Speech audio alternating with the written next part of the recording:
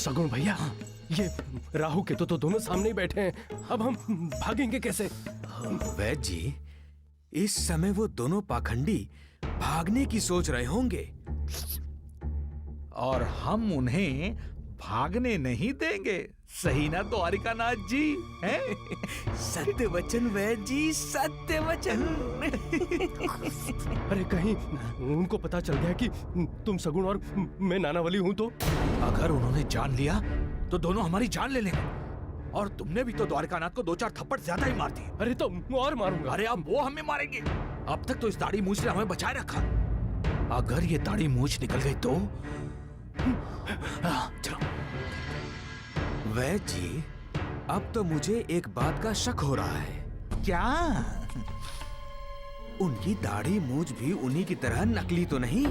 अरे राम राम राम, इतना बड़ा धोखा। इसीलिए तो मैं ये सोच रहा हूँ कि मेरा बुरा चाहने वाले ये दोनों हो कौन सकते हैं? द्वारिकानाथ जी, वो दोनों महर्षि नकली हैं, तो फिर हमें उनकी असलियत का कैसे पता चलेगा? हाँ? दाढ़ी मूंछ के पीछे छुपा हुआ चेहरा देखकर। अरे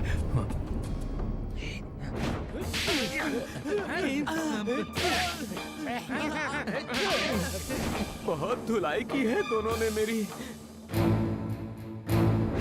भिक्षाम देहि। भाई, द्वारिकानाथ जी आप? अरे डालिए, द्वारकानाथ जी आप। अरे जाओ। चलो चलो, ये क्या? देखो। अरे द्वारिकानाथ जी आप? भिक्षा मांग रहे हैं? हाँ? भिक्षा मंगवाई सारी शिरडी के सामने, सारी शिरडी हंस रही थी, और वो बंदर नानावली अब हंसेगा तो मैं उसका दांत तोड़ दूंगा। अरे क्या कर रहे हैं आप? भी हंस रहे हैं? अरे ना ना ना द्वारिकानाथ जी, मैं हंसना नहीं चाहता, लेकिन ये हंसी है ना जो राम राम। और वो हैदराबादी, वो बंदर नानावली के साथ मिलकर मुझे चिढ़ा रहा था। ये सब उन दोनों का ही किया हुआ है। क्या क्या सेवा उन्होंने नहीं कराई मुझसे। अरे राम राम राम द्वारिकानाथ जी, आपने तो उनके पैर भी दबाए हैं। अरे पैर को मारिए गोली, मैंने उनके लिए नाश्ता खाना सब बनाया है। और आपको उन्होंने भूखा रख दिया। आपको आज मैं उन्हें नहीं छोड़ूंगा वैद्य जी। बहुत बर्दाश्त कर लिया, अब और बर्दाश्त नहीं होगा। क्या करेंगे आप? मैं अभी इसी वक्त सबसे पहले उनकी दाढ़ी मोछ खींच लूंगा। अरे चलो चलो। सगुन भैया, अब क्या करें? अब तो साईं बाबा ही हमारी रक्षा करेंगे। बाबा। जय साईनाथ।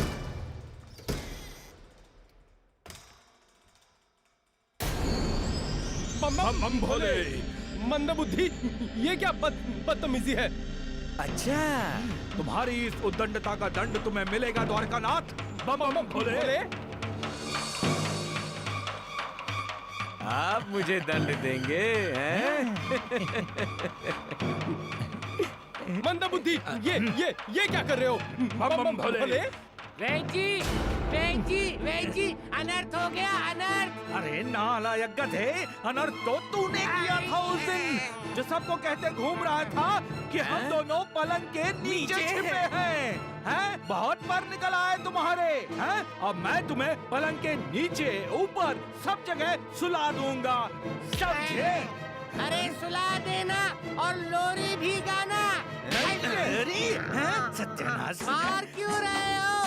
मैं तो आपको ये बता रहा हूँ कि इस वक्त शिरडी में हाहाकार मचा हुआ है। लगता है महामारी फैल गई है। अरे राम राम राम, महामारी। महामारी। अरे राम राम राम, हे भगवान, राम राम राम। चलो चलो। अरे जाइए, इनको छोड़ते हैं, जान जाएगी हमारी लगता है। बम बम भोले, बम बम भोले। साईनाथ। सगुन भैया, आज धोंडो को सही वक्त पे भेजकर बाबा ने हमारी लाज रख ली। जय साईनाथ। बम बम भोले। राम नाम सत्य है, राम नाम सत्य है, राम नाम सत्य है, राम नाम सत्य है, राम नाम सत्य है, राम नाम सत्य है, राम नाम सत्य है, संभालो। राम नाम सत्य है।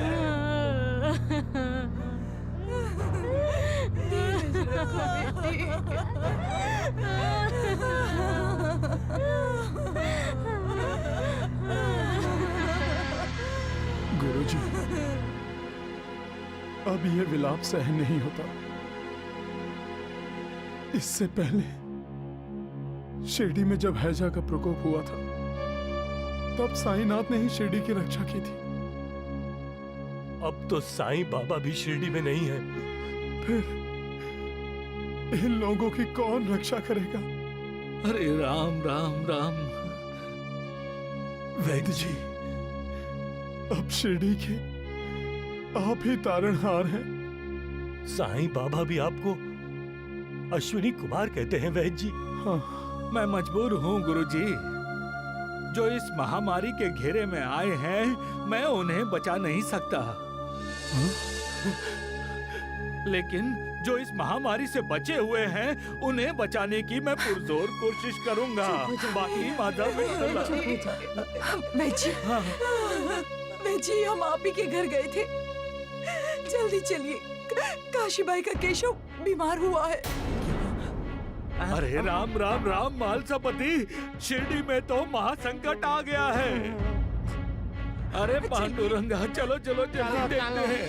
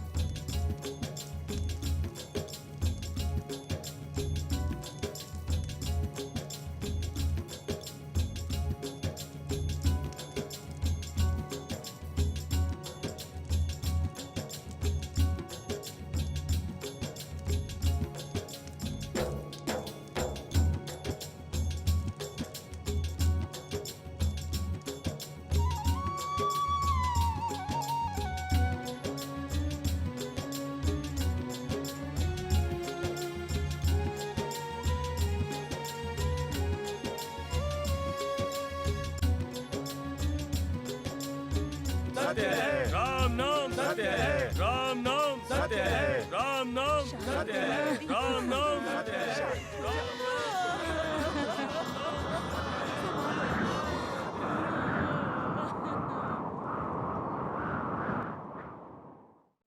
रहम करो मालिक, करम करो, दुआ करो मालिक, अपने इंसान की रक्षा करो। किस वजह से तुम क्रोधित हुए हो मालिक?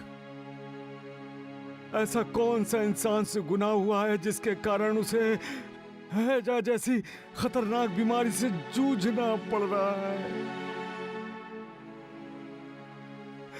ऐसा कौन सा पाप किया है उसने जिसके ताप से उसे अपनी मृत्यु दिखाई दे रही है?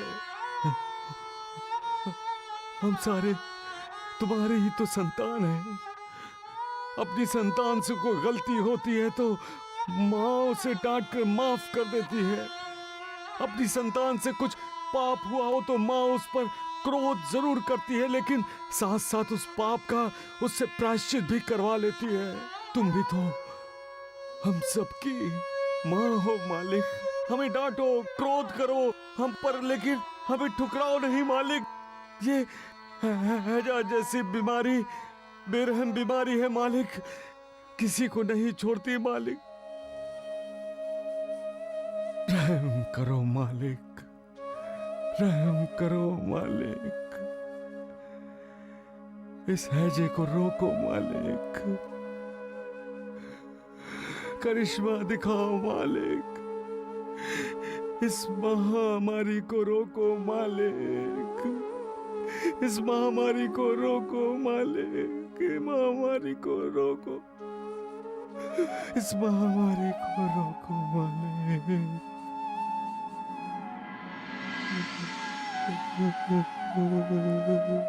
साईं, मालिक, आपने मुझे पुकारा मालिक, मुझे पुकारा।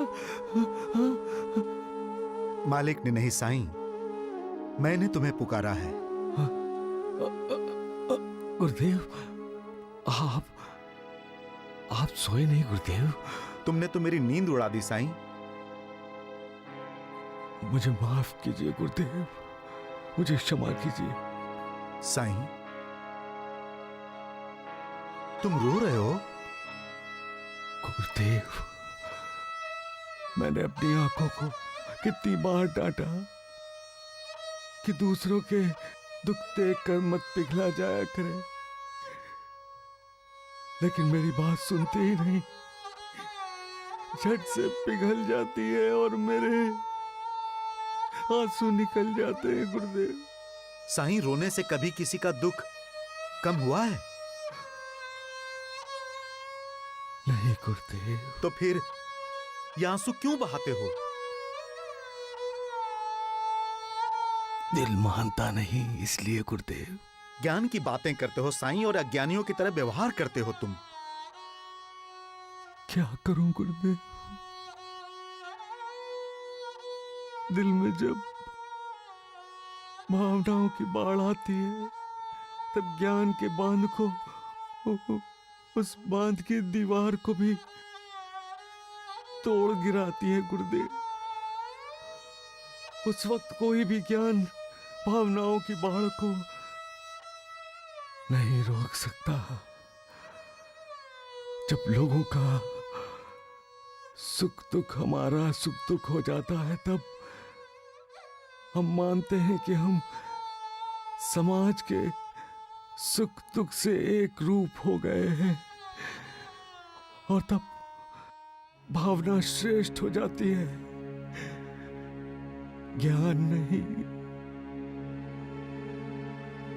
उस समय ज्ञान का प्रदर्शन कुछ हद तक ही ठीक रहता है, उसके बाद तो भावना ही इंसान को अपने वश में कर लेती है। साईं, साईं, अभी तुम किसके सुख दुख से एक रूप हुए थे? शिरडी के।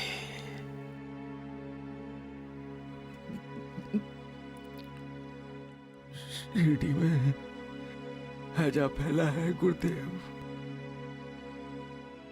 मौत ने अपने हाथ पांव फैलाना शुरू कर दिए हैं वहां।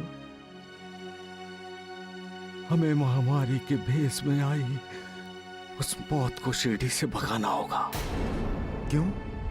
शिरडी से तुम्हें इतना लगाव क्यों? लगाव में ही गांव है गुरुदेव, और गांव में ही आओ आओ। जो गांव हमें बार बार बुलाता है वो हमारा अपना गांव है। वैसे तो सारे गांव हमारे अपने हैं, हर कोई हमारा अपना है। गुरुदेव, अगर शिरडी से महामारी को नहीं हटाया गया तो महामारी की नजर राहता पर पड़ेगी और वो राहता पर हमला बोल देगी। राहता को बचाना है तो शिरडी को बचाना होगा। यही इंसानियत की पुकार है, यही मालिक का हुक्म है, यही मालिक का हुक्म है।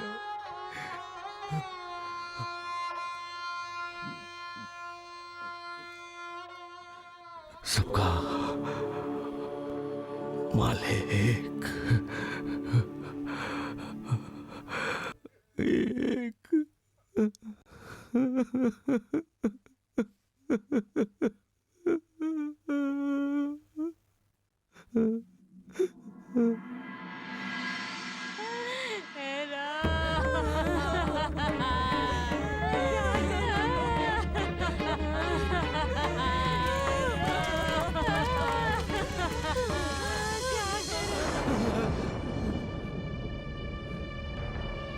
द्वारिकानाथ जी, द्वारिकानाथ जी, आप अचानक क्यों जाग पड़े? राम राम राम। द्वारिकानाथ जी, क्या बताऊं, शिरडी के लोगों का यह आक्रोश मेरे कानों में गूंज रहा है। नींद में भी यह आक्रोश गूंज रहा है, इसलिए मेरी नींद खुल गई। मेरी भी। ढूंढिया, वैद्य जी, मुझे तो एक साथ बहुत सी चिताएं जलने का दृश्य बार बार दिखाई दे रहा है। राम राम राम। वैद्य जी, शिरडी का हर परिवार बहुत डरा हुआ है। मुझे तो ऐसा लग रहा है कि हम मौत के साए में हैं। अरे चुप हो जा, अशुभ मत बोल, शुभ शुभ बोल। शुभ तो साईं बाबा के साथ शिरडी छोड़कर चला गया, ये अशुभ रह गया शिरडी में। अरे क्या कहना चाहता है तू? हैं? वैद्य जी, आपने द्वारिकानाथ का साथ देकर जौहर बाबा के साथ साईं बाबा को शिरडी से बाहर निकाल दिया। जो आप नहीं समझ सके वो मैंने अब समझ लिया है। मुंह बंद रख अपना। अरे द्वारिकानाथ जी, झगड़ा मत कीजिए और भगवान से प्रार्थना कीजिए कि हम और हमारा ये घर महामारी की लपेट में ना आए। जय साईनाथ, सो जय जाइए, साईनाथ। सब ठीक हो जाएगा, सो जाइए। राम राम राम। नाना बोली, हाँ। अरे इस समय तो हम द्वारिकानाथ की लपेट में हैं। जरा आहिस्ता बोलो, सगुन भैया, बाहर वालों ने सुन लिया तो बस। अरे आप क्यों उनकी चिंता कर रहे हो? जब मौका मिला तो तुमने भागने से इनकार कर दिया। तब तो धोंडू और वैद्य भी नहीं थे। अरे वो मंदबुद्धि पहरे पे था, और शिरडी से भागकर हम जाएंगे कहाँ? वहाँ तो महामारी फैली हुई है। अरे तो शिरडी के बाहर भाग जाते कहीं। अरे सगुन भैया, क्या बात कर रहे हो? सोच के बोला करो ना। शिरडी के लोगों को महामारी से बचाना हमारी जिम्मेदारी है, और जिम्मेदारी टालकर भाग गए ना तो बाबा को अच्छा नहीं लगेगा। उस शिक्षा का क्या होगा? उस शिक्षा का अपमान होगा जो बाबा ने हम लोगों को दी है।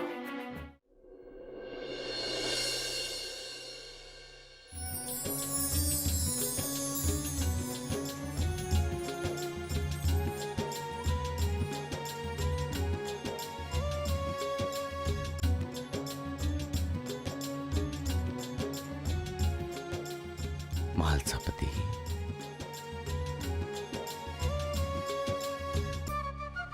महालसापति,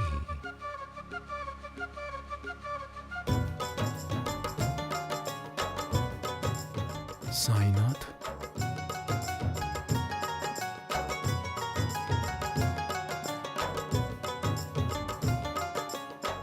साईनाथ, अच्छा हुआ साईनाथ, आप राहता छोड़कर शिरडी लौट आए। यहाँ तो महामारी का। तुम भी कमाल हो महालसापति। भूल गए तुम? बार बार कहता आया हूं कि द्वारका माई सबकी माई है, सबकी माँ है, माँ। जो कोई भी द्वारका माई की गोद में आकर बैठता है, उसके पाप ताप शाप सब टल जाते हैं। उसका सिर्फ शुभ ही होता है, सिर्फ शुभ। समझ गए हो ना महालसापति? अब आप कहाँ जा रहे हैं साईनाथ? द्वारिका माई के दर्शन करने। मैं भी आपके साथ आना चाहता हूं। रुकिए साईनाथ।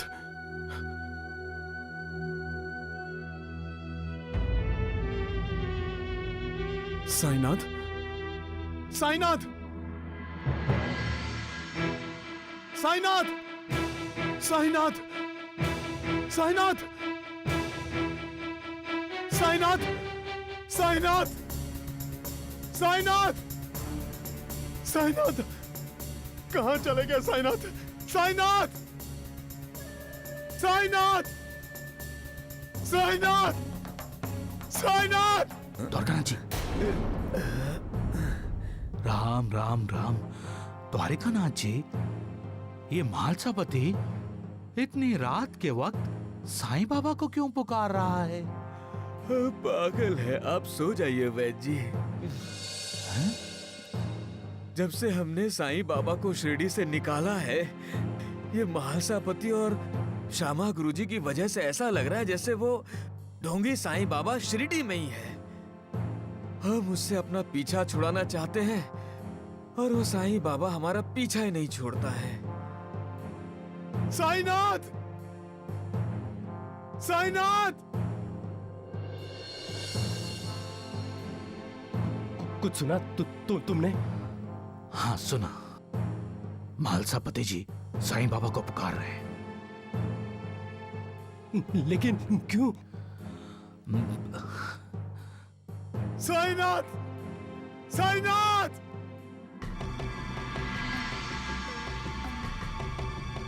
साईनाथ, साईनाथ! म्हालसापति जी, साईनाथ, साईनाथ, साईनाथ! क्या हुआ? म्हालसापति जी, देवा को क्यों पुकार रहे हैं आप? क्या कहूं गुरुजी, बहुत खुशी की बात है। साईनाथ आए थे और द्वारका माई के दर्शन करने जा रहा हूं कहकर एकाएक चले गए। मेरा विश्वास कीजिए गुरुजी, साईनाथ रास्ता से आ गए हैं। ये तो बड़ा शुभ समाचार है म्हालसापति। हाँ, देवा के आने का मतलब ये है कि अब हमें उस महामारी की चिंता करने की कोई आवश्यकता नहीं है। चलिए हम इसी समय द्वारिका माई चलते हैं। चलिए। हाँ, चलिए चलिए।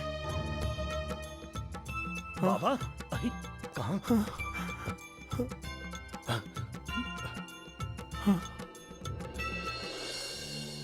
आप ही ने तो कहा था साईं बाबा आए हैं म्हालसापति। कहाँ हैं साईं बाबा? साईनाथ, साईनाथ, साईनाथ!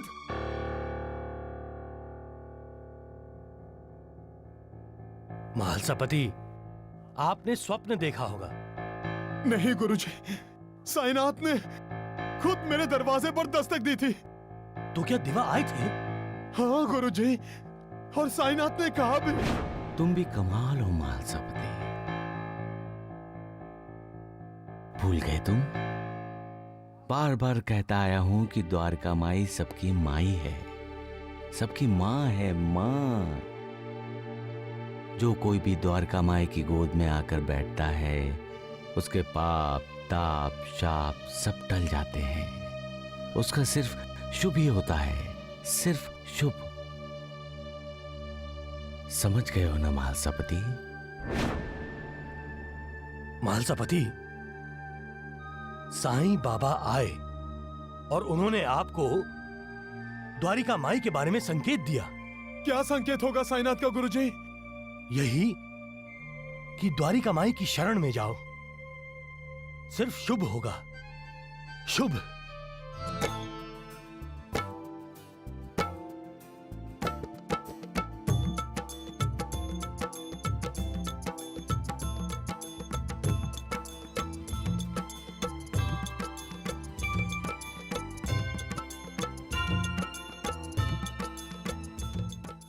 इंसान की जिंदगी क्या है? एक युद्ध, एक जंग है मौत से। और ये जंग इंसान के पैदा होते ही शुरू हो जाती है और इंसान की जिंदगी खत्म होने तक चलती रहती है। इस जंग में इंसान की हार होती है। ये जानते हुए भी इंसान खुद और उस इंसान का हर रिश्तेदार मौत को हराने की कोशिश करता है।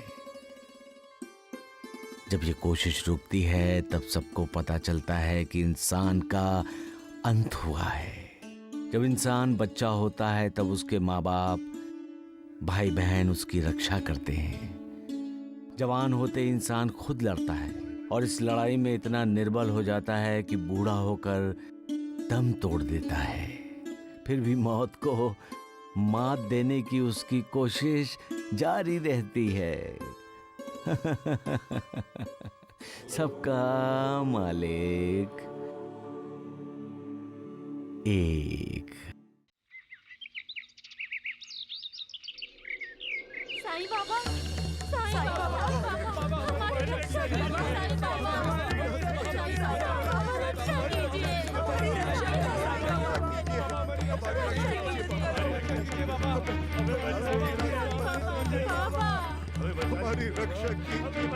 द्वारिकानाथ जी, आप ये बाहर जो शोर चल रहा है हल्का सा, उसे सुन रहे हैं? अरे शिरडी वालों को तो शोर मचाने की आदत सी पड़ गई है वैद जी। लेकिन ये शोर क्यों मचा रहे हैं? अरे फिर से कोई मर गया होगा और क्या वैद जी। रक्षा करो साईं बाबा। मरने मारने के अलावा कुछ आता है आपको द्वारिकानाथ जी? ढोंडिया, क्या ढोंडिया ढोंडिया? कभी किसी की मदद की है आपने? कभी किसी की जान बचाई है आपने? अरे नालायक ढोंडिया, तू ये पहेलियां क्यों बुझा रहा है? हैं? वैद जी आप भी ना। चुप रह तू नालायक, तुझे जो कुछ कहना है साफ साफ कह दे। ये बाहर शोर क्यों मचा रहे हैं लोग? हैं? वैद जी, कल रात महलसापति जी को साईं बाबा का साक्षात्कार हुआ है। महालसापति को साईं बाबा का साक्षात्कार हुआ है। अरे वैद जी, वो महालसापति तो नौटंकी करता है, नौटंकी। नौटंकी तो आप करते हैं द्वारिकानाथ जी। वहाँ तो लोगों को महामारी से बचाने का इंतजाम किया जा रहा है। अरे नालायक गधे ढोंडिया, कभी शोर शराबा मचा के किसी को बचाया जाता है? हैं? वैद जी, महलसापति जी और श्यामा गुरु जी मरीजों को द्वारिका माई में ले जा रहे हैं। द्वारिका माई अस्पताल कब से बन गई ढोंडिया? द्वारिका माई तो प्रभु का परम स्थान है। जो भी द्वारिका माई में कदम रखता है उसका उद्धार हो जाता है। अब देख लेना, जितने भी मरीज द्वारिका माई में जाएंगे सब ठीक हो जाएंगे। जय हो, जय हो नालायक कहीं का। राम राम राम।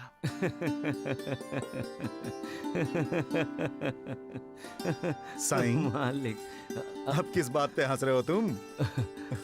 गुरुदेव, जिसे हम अज्ञानी कहते हैं, जब वो ज्ञानियों जैसी बातें करता है तो आश्चर्य होता है गुरुदेव। आश्चर्य क्यों?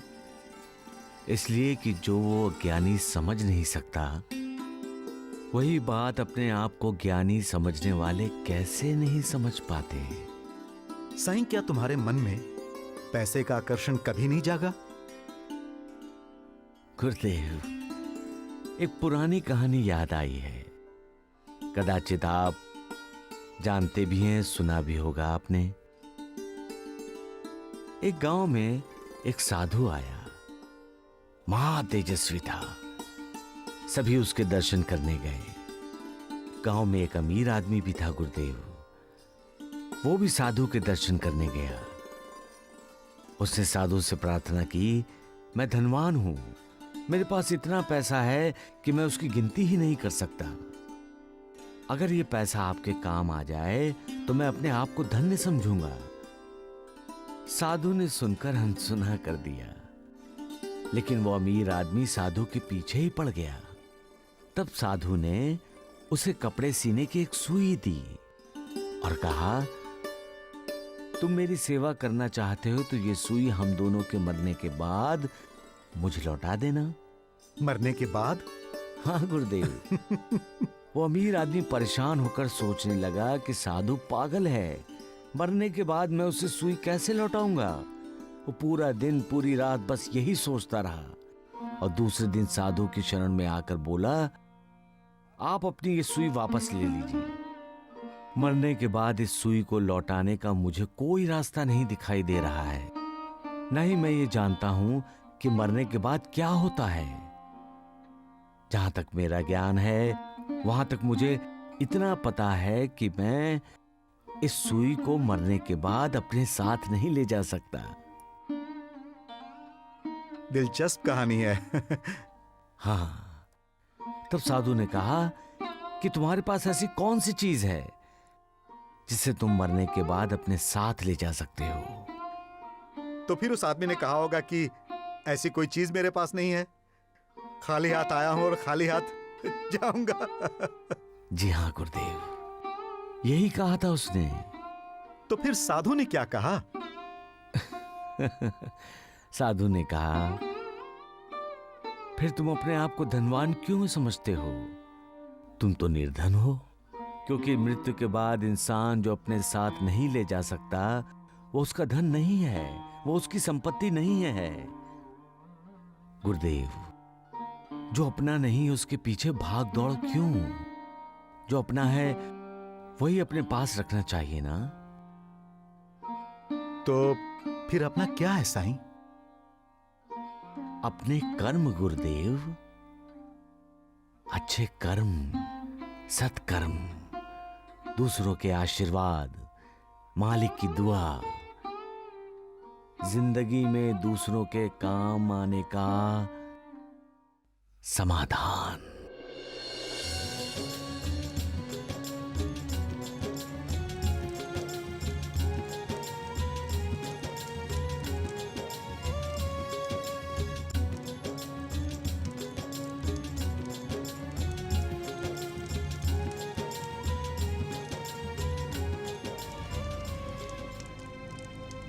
मैंने मरीजों को यहां लाकर ठीक किया ना गुरुजी? जब श्रद्धा और विश्वास दांव पर लग जाते हैं तब साईं बाबा को सब ठीक करना ही पड़ता है महालसापति जी। श्यामा, तुम तो मुख्य अध्यापक की तरह बोल रहे हो। महालसापति,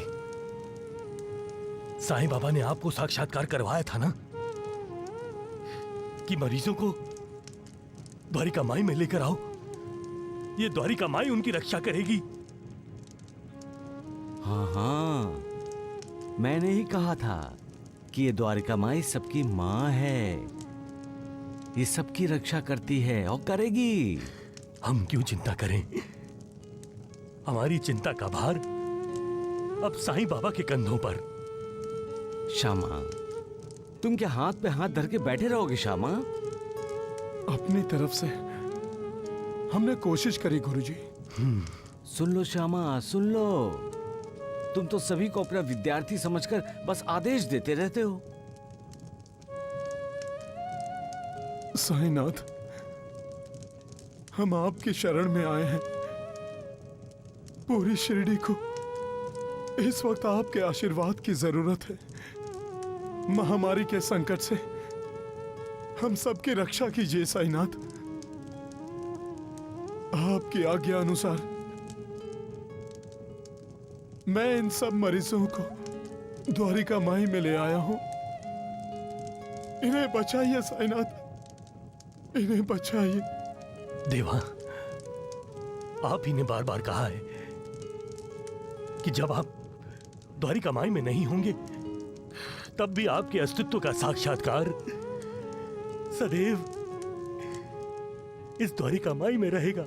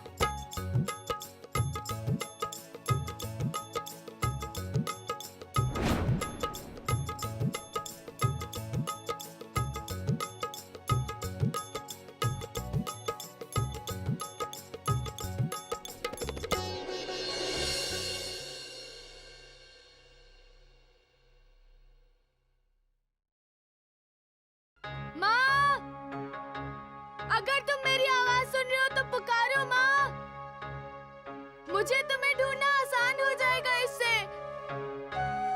पिताजी, माँ। रो क्यों रही हो? बताओगी नहीं? अब मुझसे रहा नहीं जाता। मुझे मेरा श्रवण चाहिए। मुझे मेरा श्रवण चाहिए। मैं उसके बिना नहीं जी सकती। पिताजी! शायद माँ और पिताजी यहीं होंगे।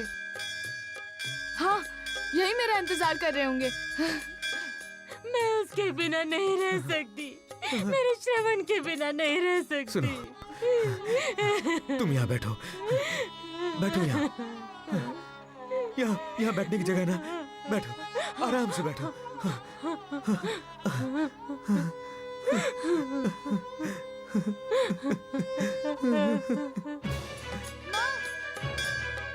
माँ, माँ, माँ।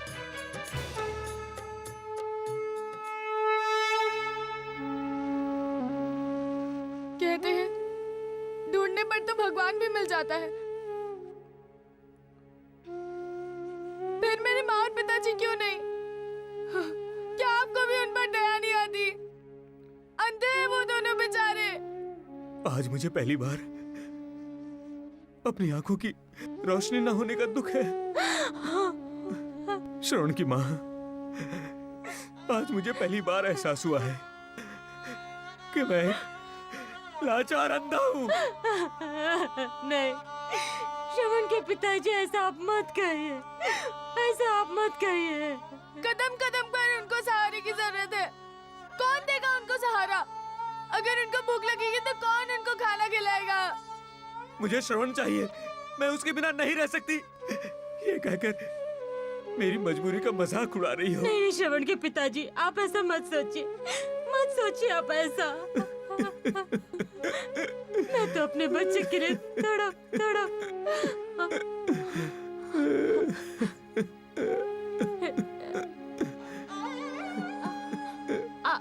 श्रवण के पिताजी, ये पेड़ ही है ना? पेड़ है, देखो। हाँ, पेड़ है ना? हाँ, ये पेड़ ही है, लेकिन क्यों?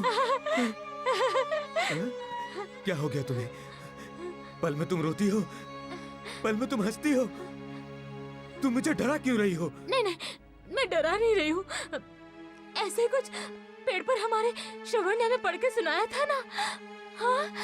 हाँ, तो हम भी इस पेड़ पे ऐसा कुछ श्रवण के लिए लिखते है ना? हाँ। जब कभी श्रवण यहाँ से जाएगा, पढ़ेगा, तो हमें ढूंढ लेगा ना, है ना? हाँ श्रवण की माँ, तुमने ठीक सोचा है। मेरे पास खड़ी है। अभी मुझे उम्मीद दिखाई दे रही है। हाँ। क्या हुआ? लेकिन मैं लिखूंगा क्या? लिखो, श्रवण बेटा, हमें जल्दी से ढूंढ लो। है ना? संभाल के हमारा श्रवण मिल जाएगा।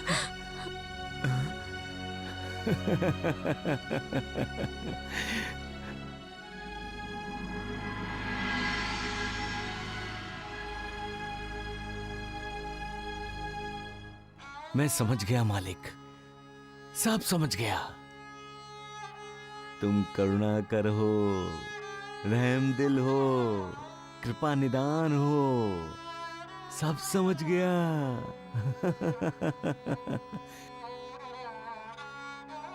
परीक्षा भी तुम ही लेते हो और परीक्षा में सफल कैसे होना चाहिए उसका रास्ता भी तुम ही बताते हो मालिक। तुम्हारा इंसान जब रास्ता भटकता है तब तुम ही उसे रास्ता दिखाते हो। समझ गया मालिक, मैं सब समझ गया। मैं ये भी समझ गया कि अब तुम बिखरे हुए परिवार को एक दूसरे से मिलाने वाले हो। ये पागल तो मुझे पागल बना देगा। खामखा में द्वारकानाथ की बातों में आ गया। तुम्हारी लीला देखने के लिए मैं भी उत्सुक हूं मालिक। परिवार जब मिल जाता है तब तुम्हारी तरह मुझे भी खुशी होती है। दुआ कर मालिक, कृपा कर। हाँ।